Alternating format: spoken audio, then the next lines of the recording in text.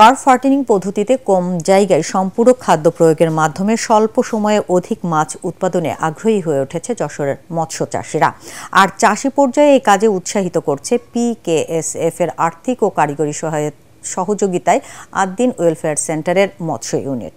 ফলে যাদের বিনিয়োগ ক্ষমতা কম কিন্তু বড় আকারের জলাশয় আছে, এই রকম চাষিরা সহজেই এই পদ্ধতি অবলম্বন করে লাভজনকভাবে মাছ চাষ করতে পারবেন। যশোর থেকে তামান্না ফারজানার পাঠানো তথ্য ও ছবি নিয়ে রিপোর্ট আর জানাচ্ছেন আশিকুর রহমান। দেশে সাধারণত শতকে ৫-৬ ইঞ্চি আকারের ৫০ থেকে ৬০টি কার্পজাতীয় মাছের পোনা মজুত করে চাষের প্রচলন আছে, কিন্তু বর্তমানে এর চেয়ে ভালো পদ্ধতিতে ৩০০ থেকে ৫০০ গ্রামের পোনা কম ঘনত্বে ছেড়ে অধিক বড় আকারের মাছ উৎপাদন করা হচ্ছে। এ পদ্ধতিতে পুকুরের মাছ এক বছরেই বড় হচ্ছে ৩ থেকে ৪ কেজি পর্যন্ত। মাছের ঘনত্ব কম থাকায় পানিতে যথেষ্ট পরিমাণ দ্রবীভূত অক্সিজেন থাকে। এ পদ্ধতিতে মাছ চাষ করার কারণে খাবার খরচ অনেক কম লাগে।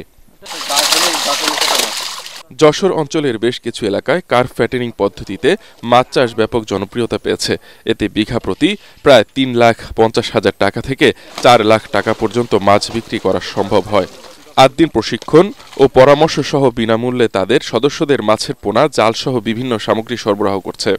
আগে আমি ছোট মাছ চাষ করতাম, এই আদ্দিন থেকে প্রশিক্ষণ নেওয়ার পরে আমি এখন মোটা মাছের চাষ করি। আদ্দিন থেকে নিয়মিত আমার এই চাষের জন্য পরামর্শ দেয়। আদানিবির পদ্ধতিতে কার্ভ ফ্যাটেনিং পদ্ধতির প্রদর্শনীটা এবছর বাস্তবায়ন করেছি। ৩ থেকে ৪০০ গ্রামের পোনাগুলো আমরা খামারিদের সম্পূর্ণ বিনামূল্যে দিয়েছি।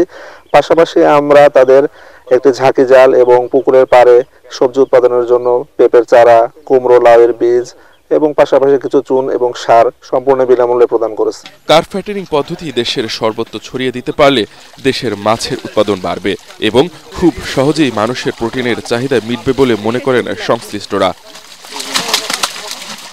Bureau report, ATN Bangla.